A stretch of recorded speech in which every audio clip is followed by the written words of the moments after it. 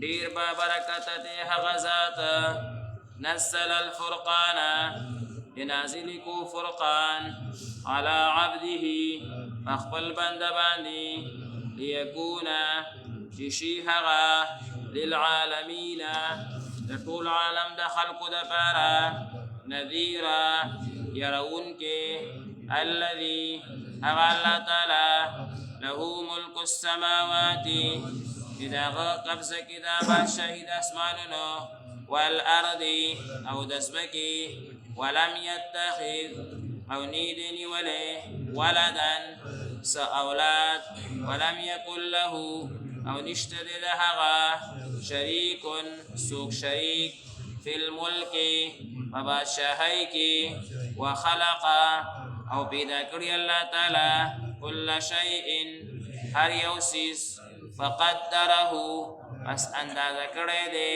تقدیرا اندازې سره واتخذوا او دی نیولي دي من دونه سوا د هغه نه آلهه نور معبودان لا یخلقون چې نه پیدا کوي شیئا سسیزا وهم یخلقون او هغه پیدا کړی شوي دي ولا يملكون او اختیار نلري لانفسهم تخبل ځان د پاره ضرا د سزیان ولا نفع او نه د فایدې ولا يملكون او اختیار نلري موتا د مرګ ولا حیاتا نه د ژوند ولا نشورا او نه د بیا را پاسېدو.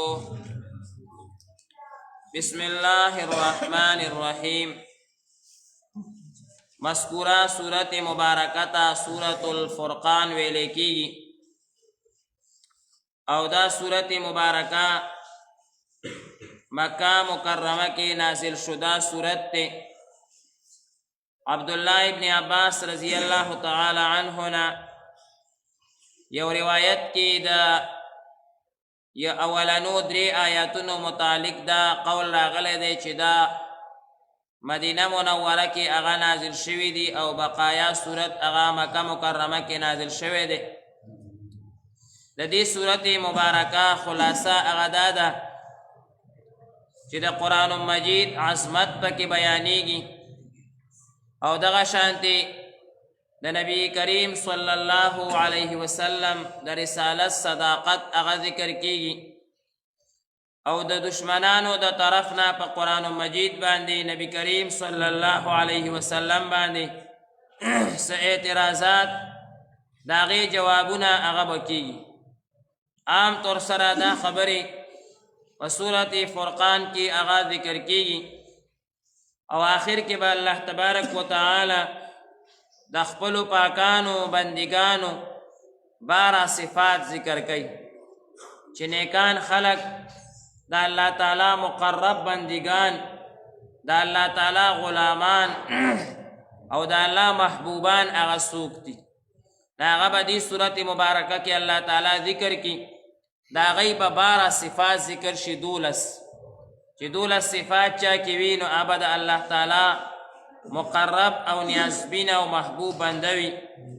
تبارک الذی نزل الفرقان تبارک برکت نده هر خیر تویلے کیگی.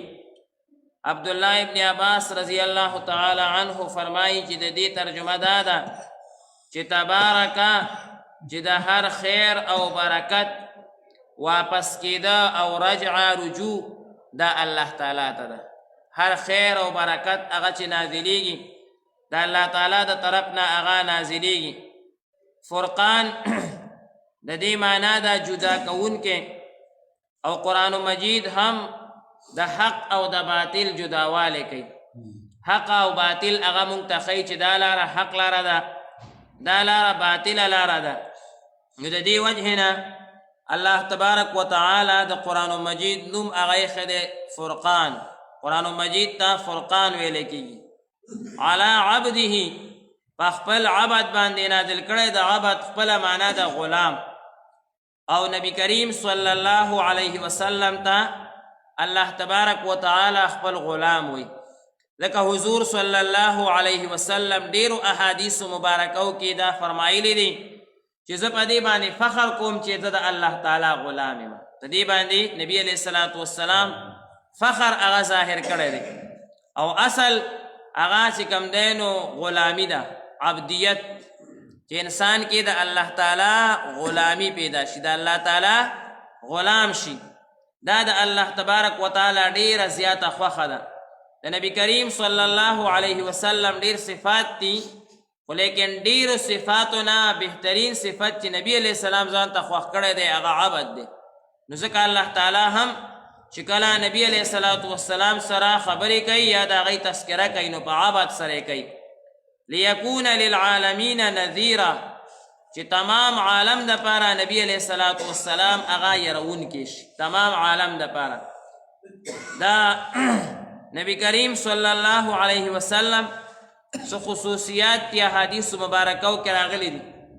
یو دا نبی علیه الصلاة والسلام فرمایي چې ما ته الله تعالی داسې روب را کړی دی چې دشمن یو میاشم ما نه لرې وي نو ما نه یریږي.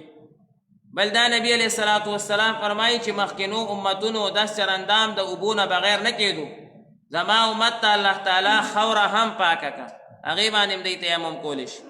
بل دا د مخکینو امتونو غنیمت دا به هغې نشو خوړی، کله به چې جهاد وشو نو میس کې به یې کېښودو، په یو میدان کې دی به ترې لرې شو، اسمان نه به یو اور رالو، بس هغه به یې وسوځولو، ختم به شو، بس پته به ولګي دا جهاد مقبول دی. او دریم څلورم دا چې د خپل عبادت خانې نه علاوه بل ځای به د هغې مونځ نه کېدو. زمونږ خو هر ځای کې مونځ کېږي، که یو ځای کې مسجد نه وي انسان رواني، په یو صحرا کې هم د مونځ کېږي، ټوله ځمکه الله تعالی صفا وګرځوله. او پنځم دا چې هر پیغمبر چې راستولی و نو خپلې علاقې ته یو خاص مخصوص قبیلې ته راستولی شوی، او نبی علیه الصلاة والسلام للعالمین نذیرا، تمام عالم دپاره راستولی شوی، د تمام عالم پیغمبر نبی کریم صلی الله علیه وسلم هغه راستولی شوی دی.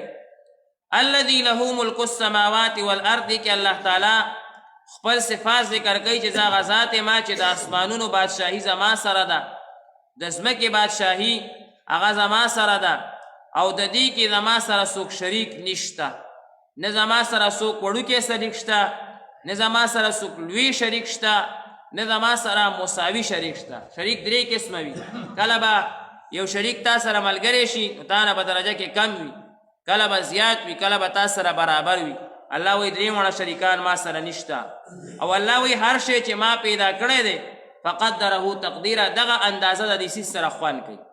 د الله تعالی چې کوم شی څنګه پیدا کړی دا اندازه ورسره خوند کوي، که د دې نه علاوه بلې اندازې ته ور وړو یا به خوند نه کوي. اسمان الله تعالی داسې پیدا کړی او بره شین رنګ ښکاره کېږي اودي، نو دا مزه کوي. پکې د شپې ستوري ښکاره کېږي نو دا مزه کوي. سپوږمۍ دا یوه الله تعالی پیدا کړي نو دا مزه کوي. دغه شانتې نور الله تعالی ګرم پیدا کړی، رڼا ډېره کوي، بس دا خوند کوي.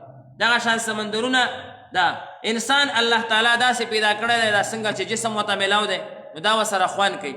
غوا، میخه، چیلی، ګډه، بیزه، نور ځناور هغه په هغه شکل باندې پیدا دي او سره مزه کوي. دقه شانتې بیا د هر انسان او د هر څیز اندامونه چې الله تعالی څنګه پیدا کړي نو دې کې حسن دی، دې کې الله تبارک وتعالی حسن ایښی دی.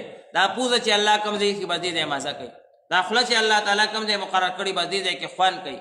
دغه شانتې سترګې، سر، هر ځای چې الله تعالی پیدا کړی فقدره تقدیره، معنا ده چې الله تعالی چې څنګه پیدا کړی نو دا ټیک پیدایش دی، د دې نه خشته پیدایش هېڅوک هم نشي. لقد خلقنا الانسان فی احسن تقویم، الله تعالی و انسان ما ډېر خشته پیدا کړی، ډېر خشته پیدا کړی. واتخذوا من دونه آلهه، الله وی دومره خشته انسان می پیدا کړی، هر څیز می په اندازه پیدا کړی، د دې انسان د خدمت دپاره می پیدا کړی.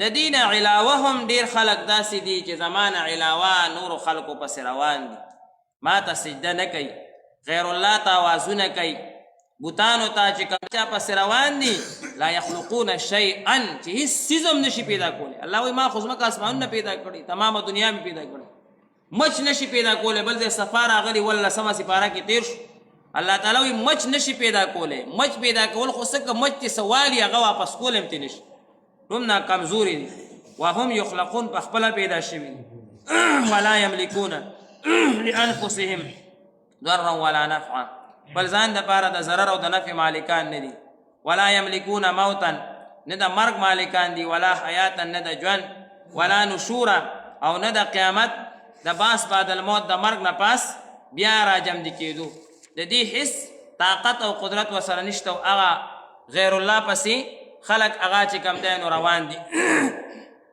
دی آیت مبارکه کې اول الله تبارک وتعالی د قرآن مجید ذکر وکړو بیا د نبی کریم صلی الله علیه وسلم ذکر وشو د الله تعالی د وحدانیت ذکر هم پکې رالو او د کم غیر الله معبود چې د الله نه علاوه څوک د چا عبادت کوي د هغې ذکر هم په دې درې آیاتونو مبارکو کې رالو